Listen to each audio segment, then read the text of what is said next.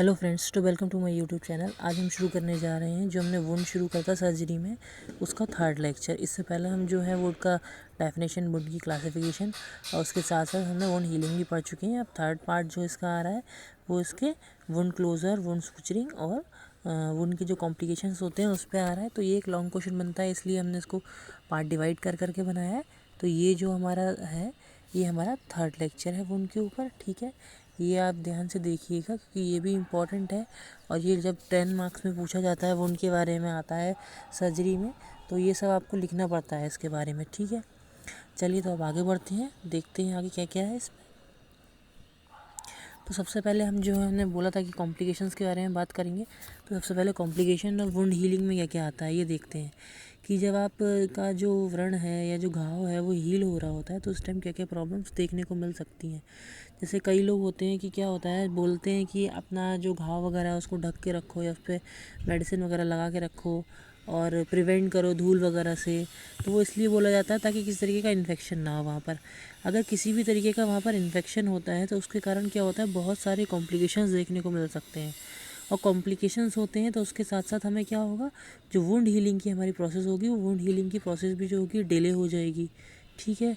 और at last हमको क्या देखने मिलता है इस केस में, जो ज़्यादा हमें बैक्टीरियाज देखने को मिलते हैं वो जो होते हैं एंडोजेनियस बैक्टीरिया होते हैं, मतलब जो इंटेस्टाइनल फ्लोरास के हमें बैक्टीरिया होते हैं वो देखने को मिलते हैं।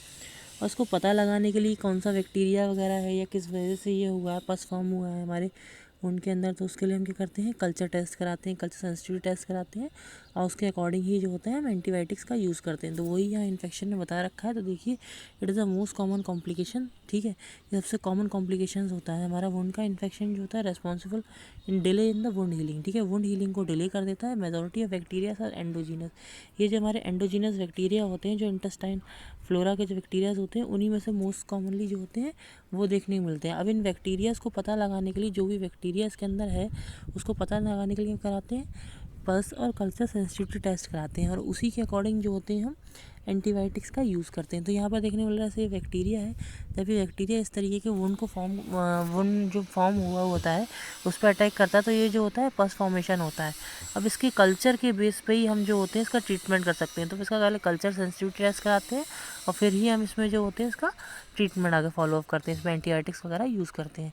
तो ये फर्स्ट कॉम्प्लिकेशंस हो गया इसका इन्फेक्शन, जो कि मोस्ट कॉमन होता है। नेक्स्ट कॉम्प्लिकेशन में हम क्या देख रहे हैं यहाँ पर, तो यहाँ पर हमको स्कार देखने के लिए मिल रहा है। अब ये होता है कि वुंड जब भी हील होता है तो अपने पीछे एक स्कार छोड़ के जाता है। तो वही बता रखा है, जो अगली स्कार होता है वो इन्फेक्शन का रिजल्ट होता है। अगर कहीं पर इन्फेक्शन हुआ है, ठीक है, जैसे मान के चलिए ये आपको देखने को मिल रहा है, ये देखिए ये नॉर्मल स्कारिंग हुई है और ये जो है ये एक अगली स्कार फॉर्म हो रहा है। ये अगली स्कार फॉर्म हो रहा है, ये किस वजह से हो रहा है कि यहाँ पर जो भी सर्जरी या सर्जिकल प्रोसीजर हुआ था, ठीक है, उसके बाद क्या हुआ, यहाँ पर किसी तरीके का बैक्टीरियल इन्फेक्शन हुआ जिसके बाद वहाँ पर पस फॉर्म हुआ और पस फॉर्म होने के बाद वहाँ का जो टिश्यूज़ थे वो टिश्यूज़ जो थे वो नेक्रोसिस हुई और नेक्रोसिस होने के कारण उसमें ये इस तरीके का अगली स्कार फॉर्म हुआ। तो ये कारण होता है इन्फेक्शन होने की वजह से। अगर इन्फेक्शन हुआ है तो आपको अगली स्कार भी देखने को उस केस में मिलेगा, ठीक है। तो ये सेकंड वाला हो गया हमारा। अब नेक्स्ट जो हमारा दे रखा है वो क्या है, कीलॉइड और हाइपरट्रॉफिक स्कार, ठीक है। कीलॉइड और हाइपरट्रॉफिक स्कार जो है हमारा, इसके बारे में हम देखते हैं। इनमें डिफरेंस जो होता है, पहले तो ये समझते हैं कि कीलॉइड और इसमें हाइपरट्रॉफिक स्कार जो होता है इसमें डिफरेंस क्या होता है। सबसे पहली चीज़ तो ये है कि ये दोनों ही जो होते हैं हमारे, इनका मेन डिफरेंस जो है वो ये है कि हाइपरट्रॉफिक स्कार जो होता है हमारा, ये इनके मैं आपको एक जगह लिख देता हूँ ताकि आपको याद रहे। दो चीज़ें कॉमन होती हैं हाइपरट्रॉफिक स्कार में जो हमको देखने मिलती है। पहली चीज़ तो हाइपरट्रॉफिक स्कार जो होता है वो हमारा ओवर टाइम रिग्रेस हो जाता है, ठीक है। ओवर टाइम रिग्रेस हो जाता है, मतलब ये ओवर जैसे जैसे टाइम बढ़ता जाता है वैसे वैसे ये ख़त्म हो जाता है या कम हो जाता है, वो स्कार देखने के लिए नहीं मिलता है। ये हाइपरट्रॉफिक स्कार की बात कर रहे हैं हम यहाँ पर, ठीक है। और सेकंड चीज़ इसमें क्या देखने के लिए मिलती है कि जो इसकी लिमिटेशंस होती हैं, जो वुंड होता है, वुंड की जो मार्जिन्स होती हैं, जो बाउंड्रीज़ होती हैं, ये उन बाउंड्रीज़ के अंदर ही होता है स्कार फॉर्मेशन, ठीक। तो ये सेकंड चीज़ है, ठीक। तो क्या बोलेंगे, इसमें बोल सकते हैं hypertrophic scar are content within the site of injury, ठीक है। ये कहाँ पर होता है, within the site of injury, जो इंजरी की साइट होती है उसी में हमको देखने के लिए मिलता है ये, ठीक है। तो हाइपरट्रॉफिक स्कार के बारे में हमने दो चीज़ देखी, ये दो चीज़ अभी मैं आपको बता दे रहा हूँ। आगे आगे हाइपरट्रॉफिक स्कार जो है उसको कीलॉइड को हम आगे और डिस्क्राइब करेंगे अच्छे से। तो ये दो चीज़ आप याद रखिए कि एक चीज़ तो ये होती है हाइपरट्रॉफिक स्कार में कि ये ओवर टाइम रिग्रेस हो जाता है, अपने आप ही ख़त्म हो जाता है टाइम जैसे जैसे बढ़ता जाता है। और सेकंड चीज़ ये होती है जो वुंड की बाउंड्रीज़ होती हैं, जो उसकी मार्जिन्स होती हैं, उस मार्जिन के अंदर ही ये स्कार फॉर्म होता है, उस मार्जिन के बाहर फॉर्म नहीं होता है। और यही दोनों चीज़ जो होती हैं कीलॉइड में नहीं मिलती हैं। मतलब कीलॉइड जो होता है हमारा, जो हम कीलॉइड है हमारा ये कीलॉइड जो आपको देखने को मिल रहा है ये इसमें यही दो चीज़ें नहीं होती हैं कि पहली चीज़ तो ये ओवर टाइम रिग्रेस नहीं होता है, ठीक है। मतलब ये जो अगर बन गया तो बना रहेगा, ये ख़त्म नहीं होगा। और सेकंड चीज़ क्या होती है, ये जो वुंड की बाउंड्रीज होती है उसको छोड़ के बाहर निकल जाता है। जैसे कि हम यहाँ पर एक बार देखते हैं कि इस तरीके से मान के चलिए कि अगर वुंड यहाँ पर था, इस वुंड की जो बाउंड्रीज थी वो मैं राइट से मार्जिन से कर दे रहा हूँ, जैसे ये बाउंड्रीज थी, अब ये क्या हुआ, ये अपनी मार्जिन्स को छोड़ के बाहर की तरफ फैल रहा है। तो यही होता है, ये कीलॉइड में होता है। और ये हाइपरट्रॉफिक स्कार में देखने को मिलता है। हाइपरट्रॉफिक स्कार जो होता है वो अपनी बाउंड्रीज के अंदर रहता है, जैसे कि आप यहाँ पर देख भी सकते हैं। जैसे ये जो इसका हाइपरट्रॉफिक स्कार की जो बाउंड्रीज है ये उसके आपके अंदर ही देखने को मिल रहा है। तो ये भी एक कॉम्प्लिकेशन होता है, ठीक। अब आगे देखते हैं और क्या होता है। अब आते हैं इंसीजनल हर्निया। जैसे मान के चलिए कि कहीं पर भी इंसीजनल वुंड पड़ा था, ठीक है। तो उसमें क्या हो रहा था, किसी चीज़ से इंसीजन कट लग रहा था, जैसे कोई भी।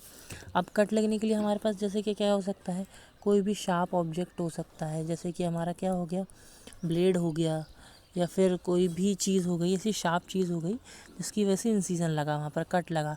या फिर आफ्टर सर्जरी बोल सकते हैं कि सर्जरी हुई किसी की, उसके बाद वहाँ पर लगा है। तो इसमें क्या होता है, इस तरीके का अगर डीप कट लगा है, सर्जरी में डीप कट लगते हैं और ब्लेड जो है वो डीप कट कर गया, तो उसके वजह से मसल्स वगैरह जो हैं उसकी वो काफ़ी ज़्यादा कट गई हैं। तो उसमें इसमें क्या होता है कि उनको रिपेयर तो कर दिया जाता है मसल्स को, और ये जो हमारी टिश्यूज़ वगैरह होते हैं, सॉफ्ट टिश्यूज़ होते हैं, उनको हम रिपेयर तो कर देते हैं। लेकिन रिपेयर करने के बाद जो होता है कुछ टाइम के लिए पेशेंट को रेस्ट बोला जाता है, किसी तरीके का लोड ना उठाए, ठीक है। लोड वियर करने को या वेट वियर करने को मना करा जाता है। या फिर ऐसे क्या होता है, कुछ फीमेल्स होती हैं वो प्रेगनेंसी कंसीव कर लेती हैं, तो इन सब चीज़ों को मना करा जाता है उस टाइम पे। लेकिन अगर आप इस तरीके के केस करते हैं तो क्या होता है, इनकी वजह से जो हमारा जहाँ इंसीजन लगा होता है वहाँ की मसल्स एक तो पहले से वीक हैं, और वो अभी पूरी तरीके से जो है रिकवर नहीं हो पाई हैं। और रिकवर नहीं होने की वजह से क्या होगा, वहाँ पर जो वहाँ की जितनी भी हमारी मसल्स वगैरह हैं वो सारी दोबारा से डिस्ट्रॉय हो जाएंगी। वो जो वुंड बना होगा वो दोबारा से खुल जाएगा, और जो भी अंदर का कंटेंट है, अगर इंटेस्टाइन है तो इंटेस्टाइन से वो बल्ज आउट होकर बाहर के लिए दिखेगी, तो हमको इंटेस्टाइनल हर्निया, मतलब इंटेस्टाइन बाहर के लिए दिखेगी, तो ये इंसीजनल हर्निया हो गया। मतलब इंसीजन के बाद कुछ टाइम के बाद अगर आपने रेस्ट नहीं किया, जो रेस्ट बोला गया है, और आप हैवी लोड वगैरह उठा रहे हैं, वेट लिफ्टिंग कर रहे हैं, प्रेगनेंसी कंसीव कर रहे हैं, तो उस केस में क्या होता है, इंट्रा एब्डोमिनल प्रेशर जो होता है वो बढ़ता है, और जो हमारा वीक पॉइंट होता है जहाँ इंसीजन लगा होता है उस वीक पॉइंट से वो प्रोट्रूड होके बाहर के लिए निकल आता है, जो भी अंदर का विचरा होता है। तो ये इंसीजनल हर्निया एक तरीके से हो गया। ये भी वुंड के केस में देखने को मिलता है, और सर्जरी में भी हम जब सर्जरी करते हैं तो उस केस में भी ये हमको देखने को मिलता है। अब नेक्स्ट जो होता है, ये दे रखा है हाइपर पिगमेंटेशन या पिगमेंटेशन ऑफ स्किन। तो ये क्या होता है, जब भी हमारा, ये आपको देखने मिल रहा है hyper pigmentation, black black black black हो रहा है, तो ये क्या होता है, जब भी हमारा वुंड की हीलिंग होती है तो उस टाइम पे क्या होता है, बहुत ज़्यादा मात्रा में हमारा मेलानिन जो होता है वो सीक्रेट होता है, और उसके सीक्रेट होने की वजह से ये इस तरीके से आपको पिगमेंटेशन देखने के लिए मिलते हैं, ठीक है। तो ये इसके कॉम्प्लिकेशंस होते हैं सारे। अभी हम सारे कॉम्प्लिकेशंस जो हैं ये डिस्क्राइब कर चुके हैं। 5 कॉम्प्लिकेशंस से मोस्ट इंपॉर्टेंट है, ज़्यादा नहीं है, तो आप इनको याद रख सकते हैं ईजिली। अब आगे बढ़ते हैं। अब हम जो है इसकी वुंड क्लोज़र और वुंड सूचरिंग के बारे में देखते हैं कैसे कैसे क्या है, ठीक है। तो सबसे पहले हम जो देखने जा रहे हैं वो क्या है, वुंड क्लोज़र और वुंड सूचरिंग। तो इसमें सबसे पहली चीज़ क्या है, प्राइमरी सूचरिंग, ठीक है। दो तरीके से होती है, एक प्राइमरी सूचरिंग, एक सेकेंडरी सूचरिंग। दोनों में डिफरेंस एक यही आता है कि प्राइमरी सूचरिंग जो होती है हमारी विद इन 6 आवर करी जाती है। कोई भी इंजरी या चोट लगी है तो हम प्राइमरी सूचरिंग उसको बोलते हैं। कभी भी कोई चोट लगी और चोट लगने के 6 घंटे के अंदर जो सूचर्स किए जाते हैं उनको हम प्राइमरी सूचरिंग बोलते हैं। यही डेफिनेशन दे रखी है, देखिए, suturing the wound within a few hour following any injury 6 hour is ideal is called the primary injury. मतलब 6 घंटे के अंदर चोट लगने की जो सूचरिंग की जाती है उसको हम प्राइमरी इंजरी में लेते हैं। ठीक है, बाकी अब देखते हैं primary injury can be done provided. ठीक है, ये सारे इसमें कुछ फॉलोस बता रखे हैं, इन चीज़ों का आपको ध्यान रखना पड़ता है, तो वो ये बता दिया है। तो यहाँ पर देखिए क्या है, it is an incised or cut wound with sharp object such as knife or razor. पहली चीज़ तो इंसीजनल, जैसे कि हमारा ऐसे हमने पढ़ा था कि इंसीजनल वुंड पढ़ा था। ठीक है, अब ये प्राइमरी सूचरिंग उन्हीं जगह पर करी जाएगी जिन जगह पर आपका किसी भी शार्प ऑब्जेक्ट से, ब्लेड से, सीजर से, ऐसे ऑब्जेक्ट से जो शार्प हैं उनसे कट लगा है, उन जगह पर भी हम जो होते हैं वो प्राइमरी सूचरिंग करते हैं। तो वही चीज़ उन्होंने बता दी है, इट इज़ एन इंसीज्ड और cut wound with a sharp object जैसे नाइफ, रेजर और ब्लेड। इन चीज़ों से अगर चोट लगी है तभी हम करते हैं। ठीक है, नेक्स्ट क्या बता दिया है गया, minimum injury of the structure on either side. मतलब दूसरी चीज़ हम प्राइमरी सूचरिंग उनमें करेंगे जहाँ पर जो उसके साइड बाय साइड मार्जिन्स हैं, और दूसरी चीज़ जो उसकी डेप्थ है उसमें ज़्यादा कट नहीं लगा है। ठीक है, इंसीजन लगा है लेकिन इंसीजन इस तरीके का नहीं है जिसने डीप टिश्यूज़ को या फिर जो हमारी मार्जिन्स हैं उसको काफ़ी ज़्यादा डिस्ट्रॉय करा है। ठीक है, अगर ज़्यादा डिस्ट्रॉय नहीं किया है तभी हम प्राइमरी सूचर्स लगाते हैं। थर्ड थिंग क्या होती है, थर्ड थिंग इसमें ये है, there should be not any infection. किसी भी तरीके का इन्फेक्शन नहीं होना चाहिए। अगर कोई इन्फेक्शन होगा और सूचर कर दिए तो उसके बाद उसमें पस पड़ जाएगा और वो जितना भी अंदर का मसल्स वगैरह होंगी वो सब नेक्रोसिस वगैरह होने लगेगी और इन्फेक्शन हो जाएगा और ज़्यादा बढ़ जाएगा। ठीक है, उसके बाद और सिस्टमिक प्रॉब्लम्स भी देखने को मिल सकती हैं उस केस में। ठीक है, तो अगर इन्फेक्शंस, तो ये मान के चलिए कि अगर कहीं पर भी इन्फेक्शन है किसी केस में तो उस पर सूचरिंग नहीं करते हैं, पहले उस पार्ट को डिसइंफेक्ट करते हैं कम्प्लीटली, चाहे हम लोकल एंटीसेप्टिक्स वगैरह से करें या एंटीबायोटिक्स दे के करें ओरली, उसके बाद ही सूचरिंग करी जाती है। ठीक है, अब यहाँ पर हम देख रहे हैं कि यहाँ पर क्या है कि एक इंसीजनल कट है जो कि क्लीन एंड कट है, साफ़ सुथरा है। ठीक है, ज़्यादा उसकी मार्जिन भी ख़राब नहीं है, ज़्यादा डीप भी नहीं है, कोई बैक्टीरियल इन्फेक्शन भी नहीं है। तो इस तरीके के जो कट्स होते हैं या जो वुंड होते हैं उनमें हम क्या करते हैं, एंटीसेप्टिक सॉल्यूशन जो हमारे डिटॉल या सेवलॉन होते हैं उनसे हम क्लीन करके उसके बाद इनमें हम सूचरिंग करते हैं। ठीक है, अब लास्ट पॉइंट क्या दे रखा है, if a wound is suture in the presence of infection. ठीक है, अब ये बात, यही बात बता दी है, जैसे मैंने आपको ऊपर मना करा है कि आप विदाउट इन्फेक्शन अगर है तो सूचरिंग नहीं करेंगे, लेकिन उसके बाद भी अगर कुछ वैद्य या फिर कुछ डॉक्टर्स इस तरीके के होते हैं जो इस चीज़ को ध्यान नहीं देते हैं, वो अगर इस तरीके का काम कर देते हैं, सूचरिंग कर देते हैं, तो उस केस में क्या होता है, जो सूचरिंग मटेरियल यूज़ करते हैं हम, ठीक है, जो सूचरिंग थ्रेड हम यूज़ कर रहे हैं, वो थ्रेड जो होता है नायलॉन किसी भी चीज़ का यूज़ कर रहे हैं, उस थ्रेड को जो इन्फेक्शियस वायरस और बैक्टीरिया जो होते हैं इसके से इन्फेक्शन हुआ है वो उस पूरे थ्रेड को पूरी तरीके से डिज़ोल्व कर देते हैं, सूचरिंग मटेरियल को खा जाते हैं, उसको डाइजेस्ट कर देते हैं, जिसकी वजह से क्या होता है, जो हमारा वुंड होता है वो पूरी तरीके से हील नहीं होता है और उसके बीच में गैप फॉर्म हो जाता है। ठीक है, और स्कार फॉर्म होता है एट लास्ट जाके। तो ये हमारा जो होता है प्राइमरी सूचरिंग के कुछ पॉइंट्स हैं, इनको हमें ध्यान में रखना चाहिए। आगे हम इसका प्रिकॉशन भी पढ़ेंगे, उससे पहले कुछ फ़ोटोज़ या पिक्चर्स देख लेते हैं। ठीक, तो ये देखिए जैसे कि इस तरीके के वुंड जो होंगे, ठीक है, जैसे कि आप देखने मिल रहा है कि मार्जिन से एकदम क्लियर कट हैं और ज़्यादा डेप्थ नहीं है इसमें, तो इन तरीके की इसमें हम क्या करते हैं, इसमें हम प्राइमरी सूचरिंग करते हैं। ठीक है, और उसी की जगह अगर इस तरीके का वुंड देखने को मिल रहा है तो देखिए मार्जिन जो हैं कितनी ज़्यादा ब्लंट हैं। अब इसमें प्राइमरी सूचर नहीं लगा पाएंगे क्योंकि इसकी मार्जिन भी ब्लंट है और साथ साथ ही इसकी डेप्थ भी जो है वो ज़्यादा है। ठीक है, इसकी डेप्थ भी काफ़ी ज़्यादा है। तो इस तरीके के अगर वुंड हैं तो उनमें प्राइमरी सूचरिंग करना काफ़ी दिक्कत होता है। इनमें पहले एक्सीजन वगैरह लगाया जाता है, उसके बाद इनकी टिश्यू जो नेक्रोटिक टिश्यू उन सबको निकालने के बाद करते हैं। ये देखिए, ये जो होता है ये एक प्राइमरी सूचरिंग का डायग्राम है।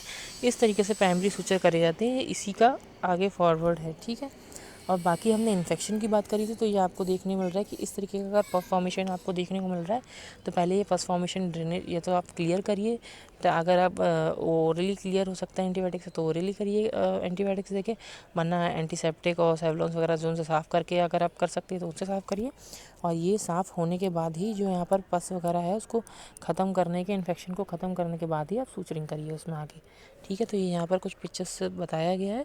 बाकी हम आगे बढ़ते हैं, इसमें प्रिकॉशंस क्या होते हैं प्राइमरी सूचरिंग के वो देखते हैं।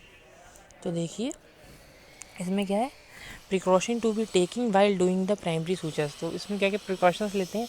अब ये चीज़ हम जानते हैं कि आप कभी भी कोई भी आपके पास आएगा, कोई भी एक्सीडेंटल केस आता है तो सबसे पहले हम क्या देखते हैं, जो वुंड देखते हैं उस वुंड में हम ये देखते हैं कि उसमें कोई चीज़ अंदर घुसी तो नहीं है, कोई गंदगी, कोई मिट्टी या फिर कोई स्टोन वगैरह या किसी तरीके की कोई लोहे का कोई चीज़ घुस गई है या फिर कुछ भी ऐसी, या कोई इंसेक्ट वगैरह ऐसी कोई चीज़ तो उसके अंदर नहीं है जिससे कि आगे अगर हम कोई ट्रीटमेंट करें तो प्रॉब्लम हो। सबसे पहले जो होता है, जो भी फॉरेन बॉडीज़ होती है, फॉरेन बॉडीज़ में क्या हो सकता है, स्टोन भी हो सकता है, डस्ट भी हो सकती है और एक्सेट्रा एक्सेट्रा बहुत सारी चीज़ें ऐसी हो सकती हैं, ठीक है।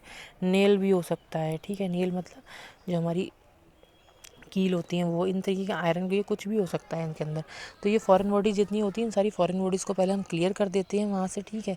और सबसे पहले क्या है, फॉरेन बॉडी जो प्रेजेंट है उनको निकाला, ठीक है। Deeply aspect of the wound, जो भी डीपली अंदर इंसर्ट हो गई हैं, घुस गई हैं, उनको निकाल के बाहर करते हैं। सबसे पहला काम यही होता है, वुंड को सबसे पहले चेक करते हैं कि क्या है उसके अंदर, ठीक।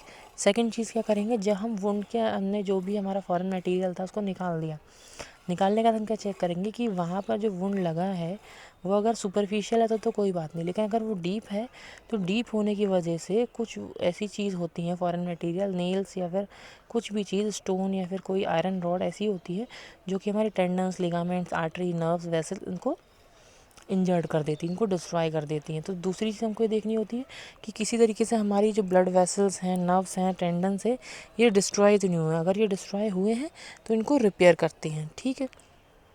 थर्ड थिंग हम क्या देखते हैं, ये तो हमने बात कर ली कॉमनली चीज़ों की।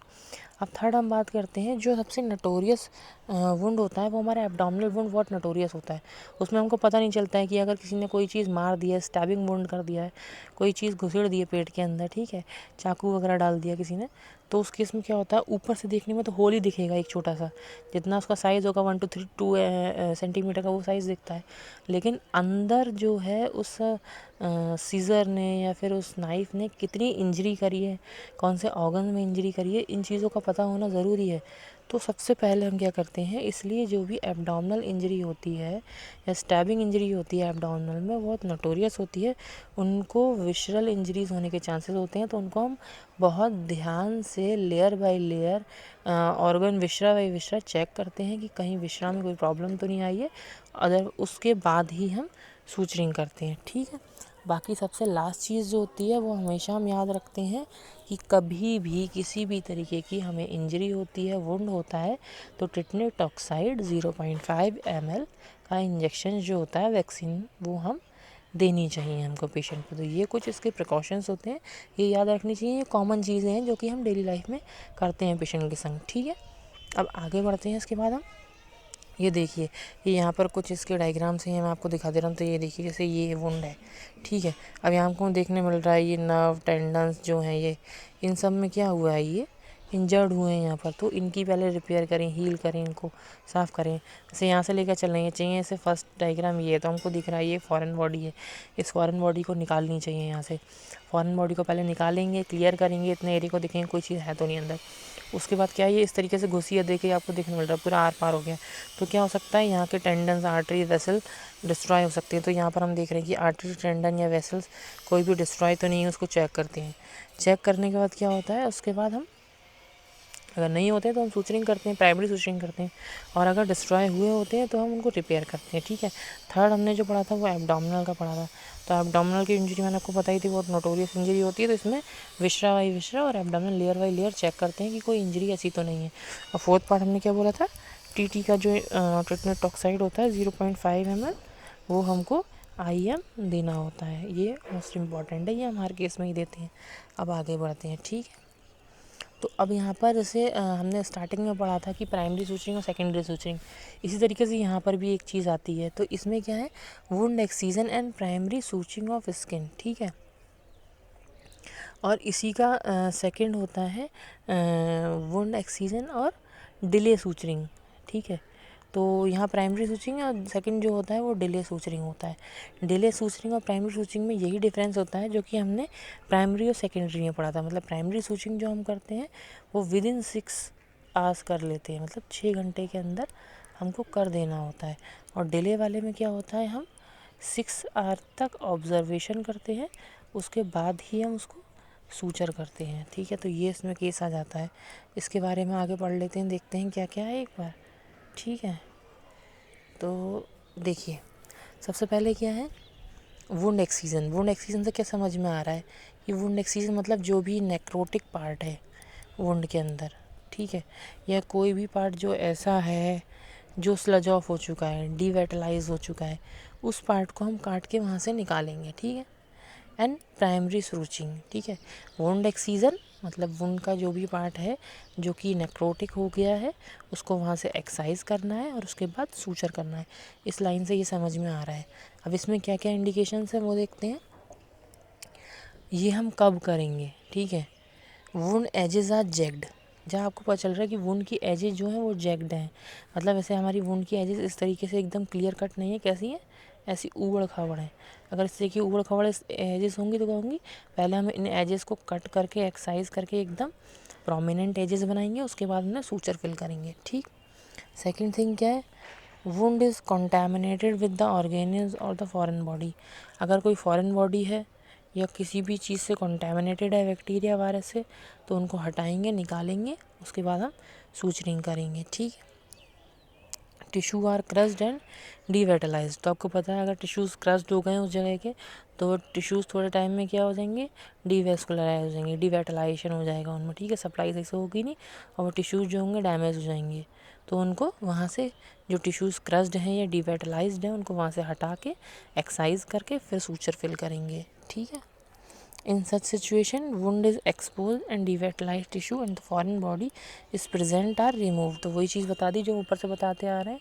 मतलब आप एक्सीजन में ये याद रख लिए कि एक्सीजन में जो भी टिश्यूज़ हैं जो डिस्ट्रॉय हो गए हैं या फिर जो भी नेक्रोटिक टिश्यू या उसके साथ में जो भी फॉरेन बॉडी या कोई भी बैक्टीरिया वायरस या पस फॉर्म जो भी उसके अंदर हो गया है, ठीक है, उन सबको वहाँ से एक्साइज करके निकालना है, चाहे टिश्यूज़ हो, चाहे कोई फॉरेन बॉडी हो या फिर उसमें पस फॉर्म हो, उन सब चीज़ों को वहाँ से निकालना है और निकालने के बाद हमको सूचरिंग करनी है। और ये कब करते हैं, with in 6 hour of injury, चोट लगने के 6 घंटे के अंदर करी जाती है। ठीक है, उसके बाद सेकंड लास्ट पॉइंट क्या है, the wound is irrigated with the antiseptic solution. अब हमने यहाँ तक पढ़ लिया कि क्या है, जो भी फॉरेन बॉडीज़ थी या डिस्ट्रॉयड पार्ट थे या पस वगैरह था उन सबको निकाल दिया। ठीक है, निकालने के बाद क्या करेंगे, हम उसको एंटीसेप्टिक सॉल्यूशन जो है उससे उसको क्लियर ऑफ करेंगे। जो भी चीज़, अब बैक्टीरिया वायरस तो हमको दिख नहीं रहे तो उन सबको, या फिर डस्ट वगैरह जो है वो इतनी अच्छी दिखती नहीं, तो उन सबको क्लियर करने के लिए हम क्या करेंगे, एंटीसेप्टिक सॉल्यूशन जो है उसको यूज़ करेंगे ताकि हमारा वुंड जो है वो स्टेराइल हो जाए। उसके बाद हम क्या करते हैं, the lacerated wound is converted into the incised wound and then sutured. मतलब जैसे ये मान के चलिए जो लैसेरेटेड वुंड है उसको हम पहले इंसाइज वुंड में कन्वर्ट करेंगे, उसके बाद हम उसको सूचर करेंगे। ये मैं आपको डायग्राम के थ्रू आगे दिखा दे रहा हूँ। तो देखिए जैसे कि ये आप समझ सकते हैं, जैसे ये आपको देखने के लिए मिल रहा है, ठीक है, तो ये देखने को मिल रहा है, ठीक है, लैसेरेटेड, ये देखिए, तो ये सब क्या है, ये एक तरीके से लैसेरेटेड वुंड है, क्रस्ड वुंड है। अभी यहाँ पर क्रस्ड हो गया है आगे का पार्ट, ठीक है, यहाँ आगे की जो उसकी फिंगर्स थी वो क्रस्ड हो गई, तो क्या करा हम लोगों ने, क्योंकि वो फिंगर्स अब क्रस्ड हो गई हैं, अगर उनको लगा रहने देंगे तो क्या होगा, इन्फेक्शन बढ़ेगा वहाँ पर, ठीक है, और प्रॉब्लम्स होंगी और सिस्टमिक प्रॉब्लम आ सकती हैं। तो जो डीवेटलाइज्ड टिश्यूज़ थे उनको काट के वहाँ से निकाला, उसके बाद उनको स्किन को जो वो था उसको एक प्रॉपर शेप दे के उसकी इंसीजन में कन्वर्ट करके इंसीजनल वुंड में फिर हमने उसको सूचर करा, सेम एज इट इज़। जैसे यहाँ देखिए, अब ये क्या है, प्रोट्रूड है, एक तरीके से लैसेरेटेड वुंड है, ठीक है। इस लैसेरेटेड वुंड को हम किस तरीके से, इसकी एजेस जो होंगी इस तरीके की एजेस फॉर्म कर लेंगे, ये सारे टिश्यूज़ जो उसकी डिवेटलाइज और नेक्रोटिक टिश्यू उन्हें निकाल के, और उसके बाद हम इसको एंटीसेप्टिक सॉल्यूशन से क्लियर करके फिर उसको सूचर करेंगे। ठीक, ये देखिए, ये पस वगैरह जो भी पड़ता है ये सब कुछ निकाल के ये करते हैं। ये याद रखिएगा, विद इन 6 आवर करते हैं लेकिन, ठीक है, चोट लगने की। आगे बढ़ते हैं अब। देखिए इसमें भी प्रिकॉशंस जो हैं, प्रिकॉशंस क्या हैं, वही रहते हैं जो मैंने आपको बताया। It should be done within 6 hour, 6 घंटे के अंदर हमको करना है, ठीक है। Tetanus and the gas gangrene prophylaxis, जो टिटनेस और गैस गैंग्रीन होने के चांसेस हैं तो उसके लिए प्रोफाइलैक्सिस ट्रीटमेंट चलाएंगे, उसके लिए टीटी के लिए टीटी दे देंगे, और गैस गैंग्रीन अगर होने चांसेस हैं तो हमारा एंटीबायोटिक ट्रीटमेंट या जो है उसको पूरा फॉलोअप चलाएंगे, ठीक है। और नेक्स्ट क्या है, अगर कोई टेंडन्स वगैरह डैमेज हुए हैं तो repair of tendon nerve can be done at a late day if contamination is excessive. ठीक है, तो ये सारे काम करते हैं। अब आगे बढ़ते हैं। अब हम जो डिले वाला है वो पढ़ते हैं। तो देखिए इसमें क्या है, wound excision, same wound excision करना है, जो भी स्ट्राइप पार्ट है उसको काट के निकालना है, बट डिले प्राइमरी सूचिंग, जो प्राइमरी सूचिंग हम कर रहे थे, मतलब जो विदिन 6 आवर हम कर रहे थे, वो विदिन 6 आवर नहीं, आफ्टर 6 आवर करेंगे। ठीक है, 6 आवर तक हम उसको ऑब्जर्वेशन में रखेंगे। ठीक है, तो ये यहाँ पर ये मतलब है, this is indicated in the lacerated wound. जैसे हमने जो लैसरेटेड वुंड पढ़े थे पीछे, ठीक है, उनकी बात कर रहे हैं, जो कि इस तरीके से जिनकी जेग तरीके की सरफेस थी। अब वहाँ तो वो छोटे छोटे थे, ठीक है, तो उनको हम कर सकते हैं, और उनमें इन्फ्लामेशन वगैरह नहीं तो कर सकते हैं। ये फॉलोअप्स आगे जो बताए गए, ये इसी के बारे में बताए गए हैं कि किस तरीके का वुंड होगा तब हम ये डिले करेंगे, और किस तरीके का वुंड होगा तो डिले नहीं करेंगे। ठीक है, तो इसके बारे में ये आगे बता रहे हैं। तो देखते हैं हम आगे क्या है।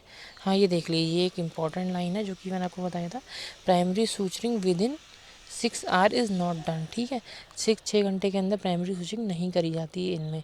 अब क्या क्या देखने को मिलता है, उन वुंड्स के जो वुंड्स हम बात करने जा रहे हैं, उन वुंड्स के अगर अंदर ये फॉलोअप्स जो बताए गए, ये फॉलोअप्स मिलते हैं, तो उनको हम डिले सूचरिंग करते हैं, डिले प्राइमरी सूचरिंग करते हैं। जैसे क्या, gross oedema of the part, अगर कोई पार्ट है जहाँ पर चोट लगी है, वुंड लगी है, और वहाँ पर काफ़ी ज़्यादा स्वेलिंग आ गई है, तो वहाँ पर हम क्या करेंगे, जो सूचरिंग है उसको प्राइमरी डिले करेंगे। ठीक है, क्योंकि तुरंत सूचरिंग करने से स्वेलिंग वाले एरिया में और ज़्यादा प्रॉब्लम होगी। ठीक, पहली चीज़।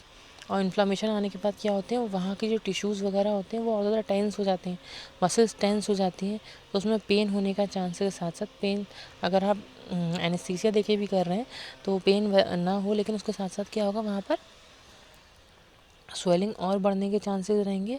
देन नेक्स्ट चीज़ ये है कि वहाँ के जो टिश्यूज़ होंगे सूचरिंग करते टाइम पे वो डिस्ट्रॉय ज़्यादा होंगे। और नेक्स्ट चीज़ ये भी है कि वहाँ पर ब्लीडिंग बहुत ज़्यादा होगी जब आप अगर इन्फ्लेम्ड या एडिमा टिश्यू है उसमें आप अगर सूचरिंग कर रहे हैं। ठीक है, तो ये देख लीजिए, अगर एडिमा देखने को मिल रहेगा तो वहाँ के टिश्यू टेंशन होंगी, वहाँ पर टेंस होंगे, कि स्वेलिंग होने के बाद क्यों क्या होता है, वहाँ के जो टिश्यूज़ होते हैं आसपास के वो टेंस्ड हो जाते हैं, हेमाटोमा फॉर्म हो सकता है, क्योंकि बहुत ज़्यादा ब्लीडिंग होगी अगर आप इस कंडीशन में कर रहे हैं तो। ठीक है, उसके बाद कंटेमिनेशन विद बैक्टीरिया, अगर बैक्टीरियल कंटेमिनेशन है बहुत ज़्यादा है, तो जब तक आप बैक्टीरियल कंटेमिनेशन को ख़त्म नहीं कर लेंगे कम्प्लीटली, ठीक है, उसके बाद ही आप सूचरिंग करेंगे। तो 6 आवर्स से पहले इसलिए इसमें इन तरीके की सूचरिंग नहीं करी जाती है। ठीक है, in such situation excision of all dead tissues is done. इस सारे तरीके के इनमें क्या होता है, जितने भी पार्ट जो डैमेज हो चुका है उसको कम्प्लीटली एक्सरसाइज करने के बाद ही हम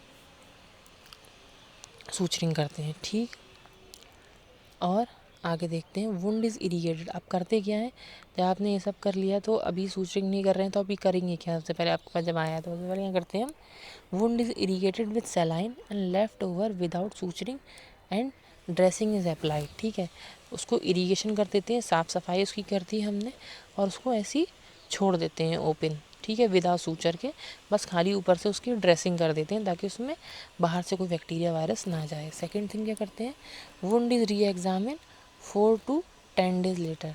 4 से 6 दिन के बाद उस वुंड को दोबारा से एग्जामिन करते हैं कि इसमें सूजन वगैरह तो नहीं है या पस वगैरह फॉर्म तो नहीं हुआ है। If there is no infection or no non viable tissues, ठीक है, वहाँ पर कोई नॉन वायबल टिश्यू मतलब नेक्रोटाइज टिश्यूज़ नहीं है वहाँ पर कोई, तो इन्फेक्शन नहीं है, तो उस वुंड को हम सूचर कर देते हैं। कब करते हैं, 4 से 6 दिन के बाद। 4 से 6 दिन का मतलब क्या हो गया, ये हम वुंड चोट लगने के 6 घंटे के अंदर नहीं कर रहे हैं, 6 घंटे के बाद ही कर रहे हैं। चाहे चौथे दिन करें, 5वें दिन करें या 6ठे दिन करें चोट लगने के बाद, लेकिन हम ये 6 घंटे के बाद ही कर रहे हैं, इसलिए डिले प्राइमरी सूचिंग में आता है। ठीक है, this 2 stage procedure is called the delayed primary suturing, इसको हम डिलेड प्राइमरी सूचरिंग कहते हैं। ठीक है, आगे देखते हैं। अब आते हैं वुंड विद लॉस स्किन। कुछ लोगों ने आपने देखा होगा कि इस तरीके से होती है, जैसे चोट लगी, आप कहीं बाइक से घसीटते चले गए, ठीक है, तो उसमें क्या होता है, जो पैर होता है या कई लोगों के हाथ पैरों की जो बिल्कुल स्किन होती है ऊपर की, वो स्किन पूरी साफ़ हो जाती है, स्क्रैप ऑफ हो जाती है। ठीक है, ऐसे यहाँ पर देखिए, ये इतने एरिया की स्किन क्या है, ये पूरी एरिया की स्किन क्या है, यहाँ की स्किन स्क्रैप ऑफ हो गई है। ठीक है, स्क्रैप ऑफ हो जाती है स्किन पूरे एरिया की। ठीक है, तो यही जो होता है ये इस तरीके के केस आते हैं इनमें। इनको कैसे ट्रीट करते हैं ये देखते हैं। It can be follow surgical procedure और एक्सीडेंटल एक्सीडेंट, ठीक है। इसमें हम करते क्या क्या है, सबसे पहले तो ये देखिए, इस तरीके के केस होंगे, आप डायरेक्टली ना तो पेशेंट आपको हाथ लगाने देगा, ना कॉटन रखने देगा, ना ही आपको साफ़ सफाई करने देगा, क्योंकि इसमें पेन बहुत ज़्यादा होता है। एपिडर्मिस ख़त्म हो चुकी है, डर्मिस लेयर भी ख़त्म हो जाती है, थोड़ी बहुत रहती है, और सबसे मेन चीज़ ये होती है इसमें नर्व एंडिंग्स ओपन हो जाती हैं। हवा लगने से या फूंकने मात्र से भी इसमें पेन होता है काफ़ी ज़्यादा, ठीक है।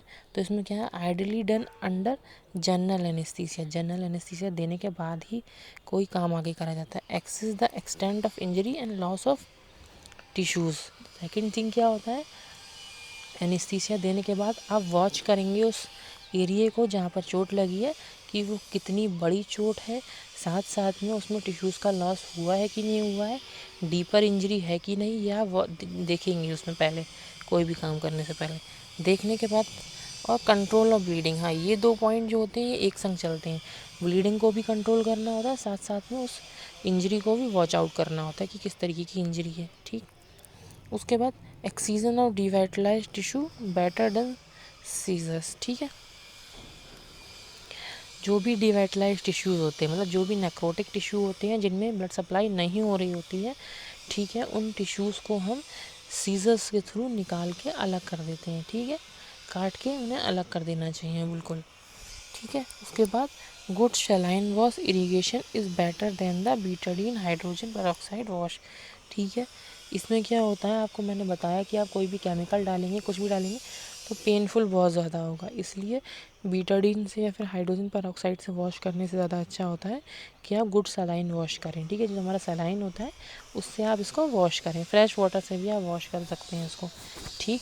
तो ये चीज़ जो होती है, स्किन लॉस वाले जो वुंड होते हैं उनमें इस तरीके से उनको देखा जाता है, ठीक। आगे आते हैं, अब आते हैं सेकेंडरी सूचरिंग। ये मैंने आपको पहले बताया था प्राइमरी सूचरिंग और सेकेंडरी सूचरिंग में, तो वही है ये कि आफ्टर 6 आवर जो होता है वही। तो आपको देखिए, पहले यहाँ मैं मार्क करा देता हूँ, in such case 7 to 14 days later, ठीक है। ये समझ में आ गया, मतलब सूचरिंग कब करनी है हमको, 7 से 14 दिन के बाद, और डिलेड बार भी हम कब कर रहे थे, 4 से 6 दिन के बाद, ठीक है। चेक करके, वो भी इन्फेक्शन या पस नहीं है, फॉरेन मटेरियल नहीं है, कोई बैक्टीरिया नहीं है, तब डिलेड में कर रहे थे। अब ये सेकेंडरी सूचरिंग है, तो इसमें हम देखते हैं क्या, देखिए आफ्टर ऑपरेशन, जैसे कोई ऑपरेशन हुआ, suture may be give way because of severe infection with persistent discharge of pus. अब आप मान के चलिए किसी की सर्जरी हुई है, सर्जरी होने के बाद वहाँ पर पस फॉर्म तो होता ही है, ड्रेनेज ट्यूब डाला गया है किसी को, ठीक है। वुंड हुआ था, वुंड में क्या होगा, वहाँ की सर्जरी करी, डिब्राइवमेंट वगैरह कराए, अब वो एरिया हॉलो हो गया है या खुल गया है, कोई कैविटी फॉर्म हो गई है, तो उसमें हम क्या करते हैं, ड्रेनेज ट्यूब डाल देते हैं और उसकी एंटीबायोटिक थेरेपी चलाते हैं कंटिन्यूस। जब वो थेरेपी चल रही होती है तो उस टाइम पे क्या होता है, जो भी बैक्टीरिया वायरस होते हैं वो ख़त्म होकर निकल जाते हैं। लेकिन कभी कभी कुछ केस होते हैं कि पस फॉर्मेशन वगैरह भी होता है, जो टिश्यूज़ ख़राब हो रहे होते हैं वो नेक्रोस होकर निकलते भी हैं। तो अगर हम सर्जरी के बाद ऐसे केसों में तुरंत सूचर कर देते हैं, तो वो जो भी बैक्टीरिया वायरस होते हैं वो हमारे जो सूचरिंग मटेरियल होता है उसको भी डिज़ोल्व कर देते हैं, ठीक है, उसको भी ब्रेक ऑफ कर देते हैं और बेकार हो जाता है। तो उस केस में वो केस और ज़्यादा बिगड़ जाता है अगर ऐसा होता है। तो सर्जरी के बाद तुरंत सूचरिंग नहीं करी जाती है इसलिए, ठीक है। वुंड वाले केस में जिन्हें पहले से इन्फेक्शन रह चुका होता है, ठीक, परसिस्टेंट इन्फेक्शन जिनमें होता है, तो इन केस में हम क्या करते हैं, in such cases 4 to 7 days later, 7 से 14 दिन बाद, आफ्टर कंट्रोलिंग इन्फेक्शन, जब हम इन्फेक्शन जो है कंट्रोल कर लेते हैं एंटीबायोटिक्स के through, the skin is freed from the edges of the wound. Skin जो होती है उसको फ्री कर देते हैं, वुंड की एजेस जो हैं वहाँ से स्किन को फ्री कर लेते हैं, ठीक है। देखने को मिलता है कि स्किन जो होगी फ्री हो चुकी है वहाँ से। उसके बाद क्या करते हैं, the granulation tissue and the skin approximate. जो ग्रैनुलेशन टिश्यूज़ होते हैं और स्किन होती है, जब वो अप्रॉक्सीमेटली एक ही लाइन में आ जाता है, वैसे क्या होता है, जैसे हम देख के बोलते हैं जैसे ये स्किन वाला पार्ट है, ठीक है, अब ये वुंड वाला पार्ट हमारा है, ठीक है। अब यहाँ पर क्या हो रहा है, यहाँ पर ग्रैनुलेशन हो रहा है ये अंदर, ठीक। अभी तक ये क्या है, ऐसे हम देखते चलते हैं, जैसे कि मान के चलिए ये नीचे वाली ले में है, जैसे अभी ये नीचे वाली लेयर में आ रहा है, लेकिन जब ये जो होता है, जब ये इसके साथ ये इस तरीके से बिल्कुल कन्वे होकर आने लगता है, मतलब ये स्किन वाला पार्ट और इसके साथ में ये ग्रैनुलेशन वाला पार्ट, जब दोनों एक ही लेयर में आ जाते हैं, एक ही सतह पे आ जाते हैं, तो उस टाइम पे हम जो होते हैं सूचरिंग करते हैं, उन सूचरिंग को हम बोलते हैं सेकेंडरी सूचरिंग। तो ये सेकेंडरी सूचरिंग होती है। प्राइमरी सूचरिंग हमने पढ़ ली, ठीक है, विद एक्सीजन प्राइमरी सूचरिंग और डिलेड प्राइमरी सूचरिंग भी हमने इसमें पढ़ ली है। 6R वाला जो डिफरेंस है वो भी आपको याद रखना है। बाकी प्रिकॉशंस वगैरह तो सेम रह रहे हैं, वो सारी चीज़ें आपको देखनी चलती हैं। जिस तरीके से आप मतलब एक वुंड को ट्रीट करेंगे उसी तरीके का आप दिमाग लगा के पेपर में लिखिएगा। सेम एज इट इज़ सब कुछ वही है जो हम करते हैं ओपीडीज़ के अंदर या आईपीडी में, एक्सीडेंटल केस में तो सेम वही चीज़ें हैं, ज़्यादा कोई इसमें कॉम्प्लिकेटेड चीज़ नहीं है। आप इसको ध्यान से पढ़ेंगे तो एक बार में ही आपको समझ में आएगा कि क्या क्या लिखना है, ठीक है। तो आप इसको ढंग से पढ़िएगा, एक बार समझने की कोशिश करिए। अगर नहीं समझ में आता है तो आप मुझे कमेंट करके बता दीजिए इसमें, अगर कोई प्रॉब्लम हो रही है ऐसी, ठीक है। और नेक्स्ट ये है कि thank you for watching my video. आप मेरे चैनल को लाइक करें, शेयर करें, सब्सक्राइब करें, और मैं आपको ऐसे ही अलग अलग मतलब टॉपिक्स पे जो इंपॉर्टेंट टॉपिक्स हैं, क्वेश्चंस आते हैं जिन पे, उन लेक्चर्स पे मैं आपको टॉपिक्स पे लेक्चर्स बना बना के डालता रहूँगा। For thank you watching my video.